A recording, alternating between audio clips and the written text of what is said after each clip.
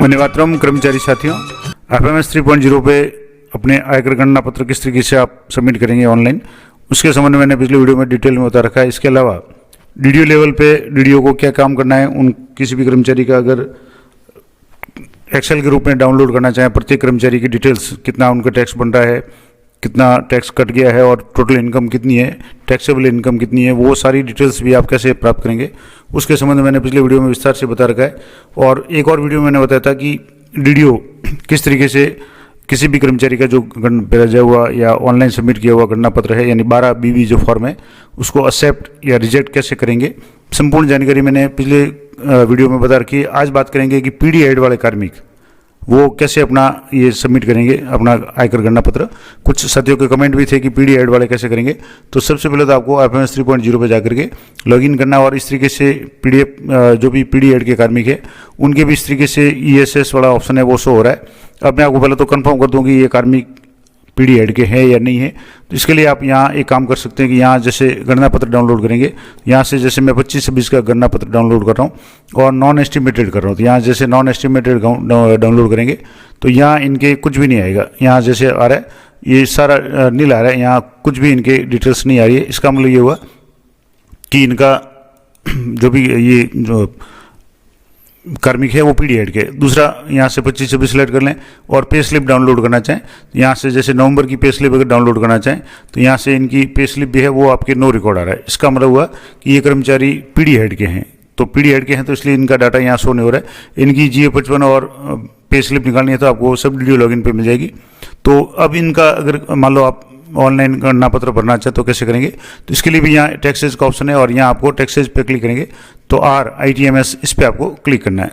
यहाँ जैसे क्लिक करेंगे RITMS integrated tax management system ये है। अब इस पे आपको एम्प्लॉय मॉड्यूल है वो इनिशिएट होगा। अब यहाँ आपको दिखेगा कर्मचारी का नाम दिखेगा, डेजिग्नेशन टीचर आ रहा है, डेट ऑफ बर्थ आ रही है, नेम डीडीओ का जो भी है वो आ रहा है। इसके बाद में यहाँ डीडीओ का नाम आ रहा है, ये ध्यान रखें सब डीडीओ का नहीं आ रहा है। इसके अलावा पैन नंबर शो हो रहे हैं और रिटायरमेंट डेट यहाँ शो हो रही है। ईयरली प्रोजेक्टेड इनकम शो हो रही है जैसे 6/59/953। उसके बाद यहाँ ईयरली प्रोजेक्टेड डिडक्शन है वो 0 आ रहा है। ईयरली प्रोजेक्टेड टैक्सेबल इनकम है वो 6/59/953, यानी वही है कि ये इनकम है। अब इसके बाद में यहाँ से monthly TDS to be calculated, यहाँ आप कैलकुलेट पर क्लिक करेंगे तो पहले तो यहाँ इनका कैलकुलेटेड का भी कोई ऑप्शन नहीं आ रहा है क्योंकि इनका टैक्स है वो बन ही नहीं रहा है। अब आपको यहाँ एक ऑप्शन दिया हुआ व्यू और अपडेट इन्वेस्टमेंट डिक्लेरेशन। अगर इन्वेस्टमेंट डिक्लेरेशन आप अगर करना चाहें तो यहाँ से आप जैसे यहाँ क्लिक करेंगे तो आपके अगला ऑप्शन आएगा, इसमें इनकी डिटेल्स सारी शो हो जाएगी, जिसमें यहाँ आप देखेंगे तो टोटल ग्रॉस इनकम AB+C यानी जो भी इनकम है वो 6/59/953 यहाँ शो हो रही है। इनकम फ्रॉम सैलरी ये है। इसके अलावा इनकम फ्रॉम हाउस प्रॉपर्टी ये 0 है। इनकम फ्रॉम अदर सोर्सेज भी 0 है। तो ABC तीनों का जो योग है वो यहाँ आपके 6,59,953 आ रहा है। अब अगला जो नीचे वाला स्टेप इसमें है आपके कंट्रीब्यूशन इन NPS में इनका कंट्रीब्यूशन है 0 है क्योंकि NPS की ग्रोथ नहीं हो रही। इसके अलावा हेल्थ और अन्य इंश्योरेंस वगैरह है तो उसका भी यहाँ ATDE में है ये 0 है। इसके अलावा अदर देन है ये, जैसे ये भी सारे 0 शो हो रहे हैं। अब आपको मान लो यहाँ टैक्स लाइबिलिटी है 0 है। अब ये अपनी डिक्लेरेशन करना चाहें तो कैसे करेंगे, तो यहाँ आपको डिक्लेरेशन पे क्लिक करना है। यहाँ जो ऑप्शन नीचे आप क्लिक करेंगे तो जैसे कर्सर इस पे ले जाएंगे ये एक्टिवेट हो जाएगा और डिक्लेरेशन है यहाँ खुलेगा राइट साइड में सबसे नीचे। तो यहाँ डिक्लेरेशन पे आपको क्लिक करना है। यहाँ डिक्लेरेशन पे क्लिक करेंगे तो आपके सामने 2 ऑप्शन आएंगे। यहाँ आपके न्यू रिजीम है वो डिफ़ॉल्ट शो हो रही है। न्यू रिजीम के अनुसार यहाँ आपके टैक्स है वो शो हो रहा है 6,59,953 जो भी बताया था।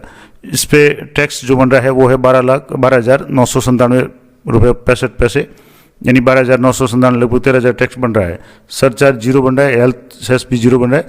और इसके बाद में रिबेट अंडर सेक्शन 87A, तो 87A के अंदर जो भी 12,000 टैक्स बन रहा है 12,997 और ये पूरा का पूरा 12,997 है। ये रिबेट अंडर 87A आ रहा है और टोटल टैक्सेबल इनकम है वो 0 हो रही है।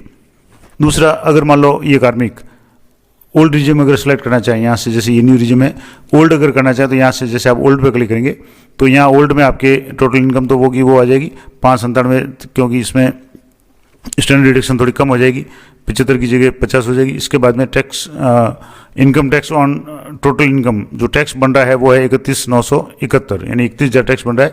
उसके बाद में हेल्थ सेस वाला है 1278 रुपये, और कुल मिलाकर के जो टैक्स बन रहा है इनके है वो 33,250 रुपये।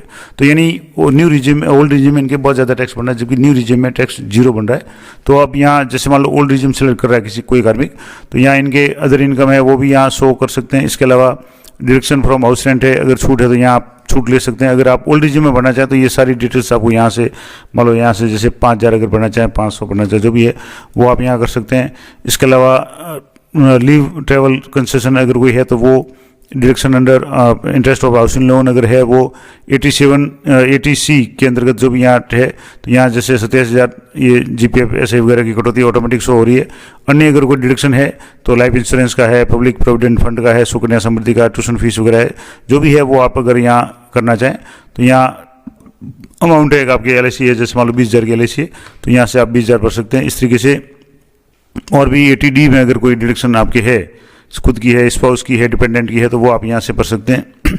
और सभी भरने के बाद में आपको यहाँ से सब ये जो भी है डॉक्यूमेंट आपको अपलोड करना है। यहाँ से जैसे एडिशनल डॉक्यूमेंट है वो आपको यहाँ सेलेक्ट करना है, और यहाँ से सपोर्टिंग डॉक्यूमेंट में आपको यहाँ से जो भी डॉक्यूमेंट है पहले आपको सेलेक्ट करना है, और जैसे वॉलंटरी या और भी कोई भी डॉक्यूमेंट का आपको नाम लिखना है, और यहाँ से डॉक्यूमेंट है वो सबमिट करेंगे। अगर यहाँ सबमिट का ऑप्शन नहीं आता तो आप DDO को दे दें, DDO लेवल से सबमिट का ऑप्शन आता है तो वो है। अब मान लो जैसे ये कार्मिक है, अगर इनके आपको पता चल गया कि ओल्ड रिजिम में टैक्स ज़्यादा बन रहा है तो आपको न्यू रिजिम ही सिलेक्ट करनी है। तो यहाँ डिफ़ॉल्ट न्यू है तो न्यू करते ही आपके यहाँ टोटल इनकम 659,953 आ रही है।